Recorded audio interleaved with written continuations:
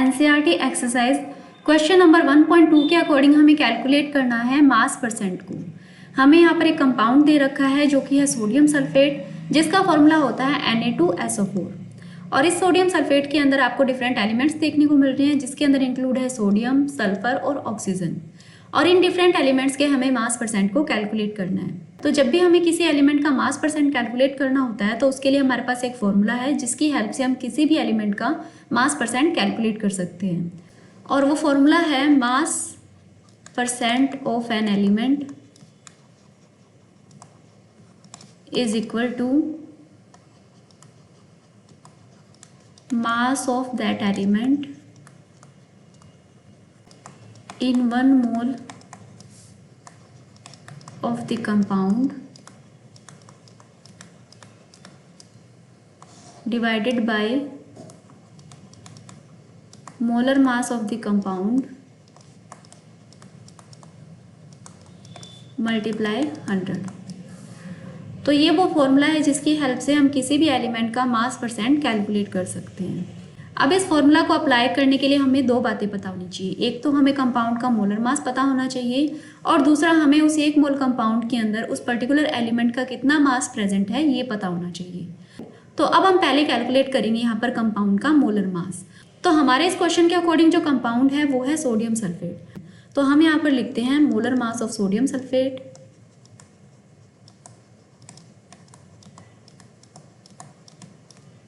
और molar mass कैसे calculate किया जाता है इसे हमने ऑलरेडी क्वेश्चन नंबर 1.1 के अंदर देखा है। तो हमारे एक मोल सोडियम सल्फेट के अंदर है सोडियम, इसका मास होता है 23 और टोटल 2 सोडियम है इसलिए मल्टीप्लाई करेंगे 2 से, प्लस सल्फर के लिए जो एटॉमिक मास होता है वो होता है 32, मल्टीप्लाई करेंगे 1 से क्योंकि यहाँ पर आपको सिर्फ एक ही सल्फर दिखाई देगा। फिर आएगा ऑक्सीजन का एटॉमिक मास और इसे मल्टीप्लाई करेंगे 4 से क्योंकि यहाँ पर टोटल 4 ऑक्सीजन है। इन सभी को ऐड करने के बाद में हमारा जो आंसर आएगा वो आएगा 142 ग्राम पर मोल। तो हमें यहाँ पर सोडियम सल्फेट का मोलर मास पता लग गया है जो कि है 142 ग्राम पर मोल। इसके बाद में बात करते हैं हमारे एक मोल कंपाउंड के अंदर इन एलिमेंट के कितने मास प्रेजेंट है इसे कैलकुलेट करने की। तो इसे हम कैसे कैलकुलेट करेंगे, तो यहाँ पर हम बात करते हैं सबसे पहले सोडियम की। तो एक सोडियम का जो मास होता है वो होता है 23, टोटल यहाँ पर 2 सोडियम है इसलिए मल्टीप्लाई करेंगे 2 से। इन्हें मल्टीप्लाई करने पर हमारा आंसर आएगा 46, यानी कि एक मोल सोडियम सल्फेट के अंदर 46 ग्राम सोडियम प्रेजेंट है। ऐसे हम निकाल लेंगे सल्फर और ऑक्सीजन के लिए।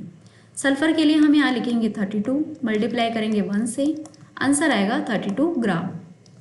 फिर बात आती है ऑक्सीजन की। ऑक्सीजन का जो मास है वो है 16, मल्टीप्लाई करेंगे 4 से क्योंकि यहाँ पर टोटल 4 ऑक्सीजन प्रेजेंट है और इसे मल्टीप्लाई करने पर हमारा आंसर आएगा 64 ग्राम।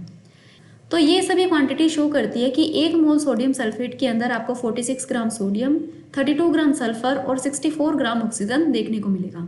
अब हमने इन एलिमेंट के मास को पता कर लिया है एक मोल कंपाउंड के अंदर। अब हमारा नेक्स्ट स्टेप क्या रहेगा, इस फॉर्मूला को अप्लाई करना।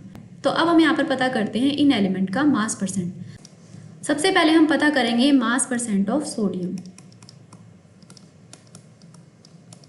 तो सोडियम का मास परसेंट कैलकुलेट करने के लिए हमें इस फॉर्मूला को अप्लाई करना पड़ेगा, जिसके अकॉर्डिंग हमें सबसे पहले लिखना होगा कि एक मोल कंपाउंड के अंदर उस पर्टिकुलर एलिमेंट का कितना मास प्रेजेंट है और ये हमने यहाँ पर पता किया था। तो एक मोल सोडियम सल्फेट के अंदर आपको सोडियम का 46 ग्राम देखने को मिलता है, इसलिए हम यहाँ पर लिखेंगे 46 और इसे डिवाइड करेंगे कंपाउंड के मोलर मास से। और कंपाउंड का जो मोलर मास है वो है 142 ग्राम पर मोल। तो यहाँ पर हम लिखेंगे 142 और इसे मल्टीप्लाई करेंगे 100 से। जब हम इसे सॉल्व करेंगे तो हमारे पास आंसर आएगा 32.39%। इसका मतलब है एक मोल सोडियम सल्फेट के अंदर आपको सोडियम का जो मास परसेंट देखने को मिलेगा वो होता है 32.39%। ऐसे हम पता करेंगे सल्फर और ऑक्सीजन का मास परसेंट। तो हम यहाँ पर लिखते हैं मास percent of sulphur is equal 32 divided by 142 multiply 100। इन्हें सॉल्व करने पर हमारा आंसर आएगा 22.54%। देन हम पता करते हैं मास परसेंट ऑफ ऑक्सीजन। इसके लिए लिखेंगे 64 डिवाइडेड बाई 142 मल्टीप्लाई 100। इन्हें सॉल्व करने पर हमारा आंसर आएगा 45.07%। तो हमें इस क्वेश्चन के अकॉर्डिंग कैलकुलेट करना था सोडियम सल्फेट के अंदर डिफरेंट एलिमेंट के मास परसेंट को, जिसे हमने कैलकुलेट कर लिया है। और हमारे आंसर के अकॉर्डिंग जो सोडियम का मास परसेंट है वो है 32.39%, सल्फर का मास परसेंट है 22.54% और ऑक्सीजन का मास परसेंट है 45.07%। और इसी के साथ में हमारा ये जो क्वेश्चन है ये भी कंप्लीट होता है।